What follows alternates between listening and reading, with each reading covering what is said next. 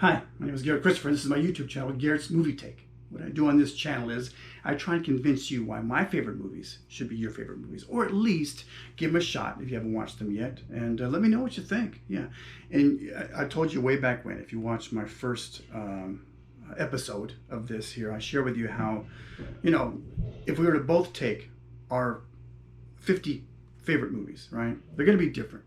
Your movies are not my favorite movies, and I gave you 3 examples of movies that are generally acclaimed as the greatest movies out there, and I just don't care for them. By the way, I don't really dig into movies like way back, 60s, 50s, all that kind of thing. Citizen Kane is not on my list because I'm not into those movies really. Gone with the Wind, not into it, could care less. I have a copy of it. I tried to watch it once and couldn't get through the entire thing, so, okay, I'm terrible. So just to give you an idea where I'm coming from. All right, so, by the way, my plugs, GaretChristopher.com, please visit it. You'll find out more about me. I'm a self-published author. I've also got a couple of audiobooks out there available on Audible. I did it myself, so please check that out. I've got a brand new first part of a series, a sci-fi series coming out here in a couple of months called The Takeover. I'm also going to release an audiobook with that as well, hopefully simultaneously with the paperback and ebook.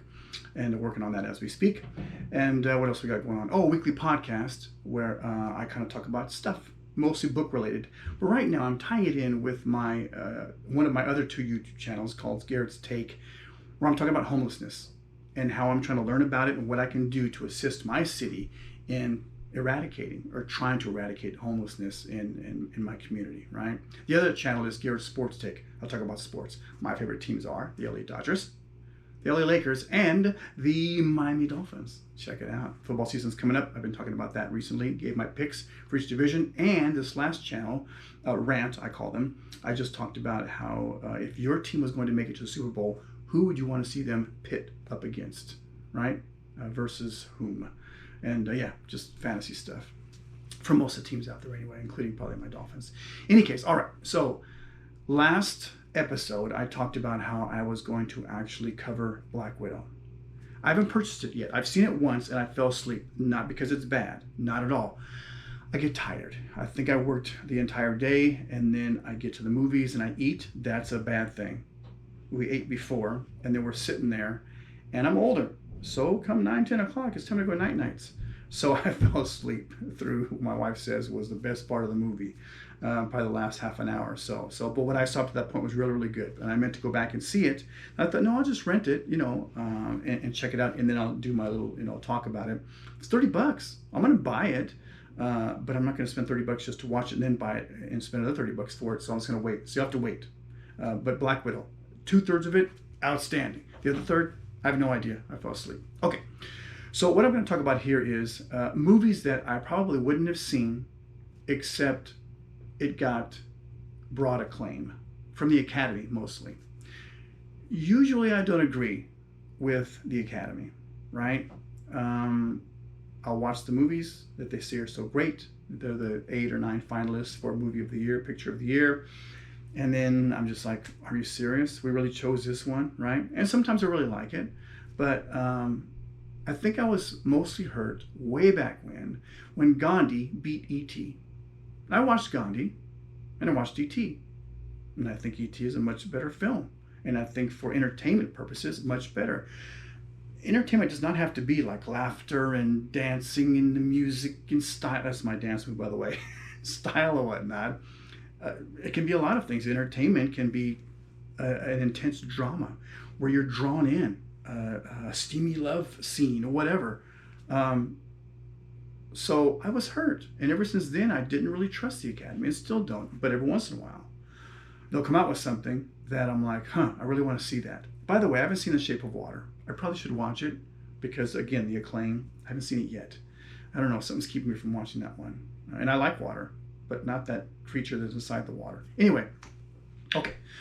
So here's the movie that I want to cover today. Slumdog Millionaire.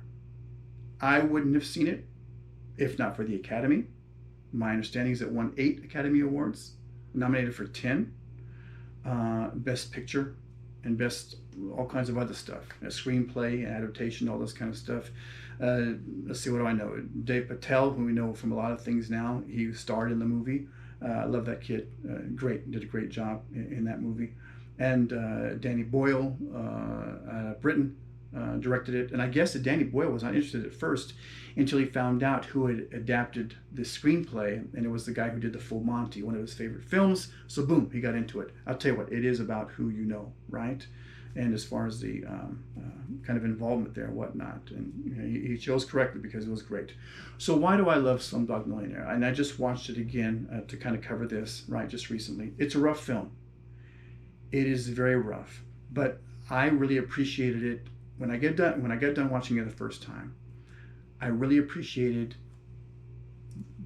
the writing, the idea behind it, because it was different.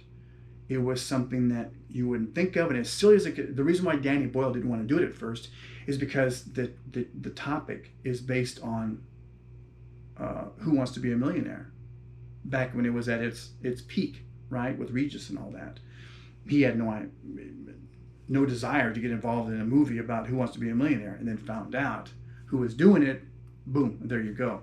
So yeah, even though that's the stream that everything runs, with, that's not the point. The point is that this kid who lost his mother at a very early age, sorry, didn't mean to give that out, spoiler alert. Oh yeah, spoiler alert. At a very early age, has gone through some life experiences, some very horrific.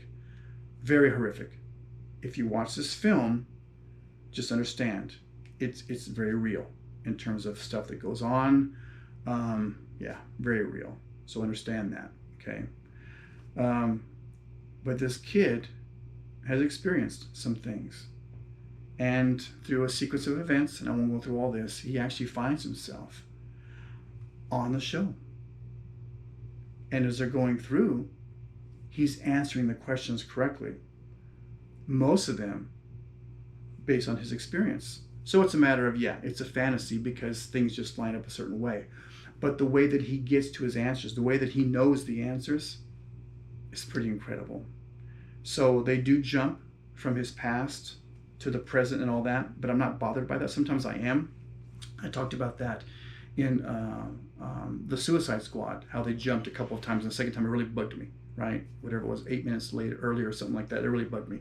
So usually I don't like the jumping back and forth, but this was, to me, it was seamless. It's like you wanted to know and you were into it.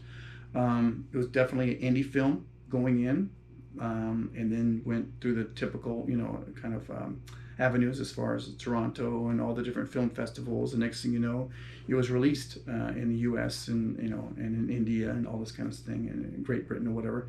And yeah, if you haven't seen it, and you can spend a couple of hours watching something that's going to be very emotional, very engaging, and I think very original, then I would definitely cause you to watch it. There you have it. Slumdog Millionaire is in my list of, and again, I don't have a number. It's not like top 50, and I don't number them. I just know that it's original, and it's a movie that I would watch again and again because of, was acting good? Yeah, it was very good. And some actors you'll recognize, you'll know from in there. But I think it was just so original. So I thank the Academy, in this case, for introducing this movie to me, because I'm glad I watched it, definitely. Hey, my name is Garet Christopher, and this is my YouTube channel. Again, I got 2 more of these. And please visit, when you get a chance, GaretChristopher.com, and comments, please. And let me know what movies that you love so much you would like to see me cover. They might be on my list, maybe not. Let's talk about it. All right, thanks so much. Hey, have a great day. Take care. GoPro, stop recording.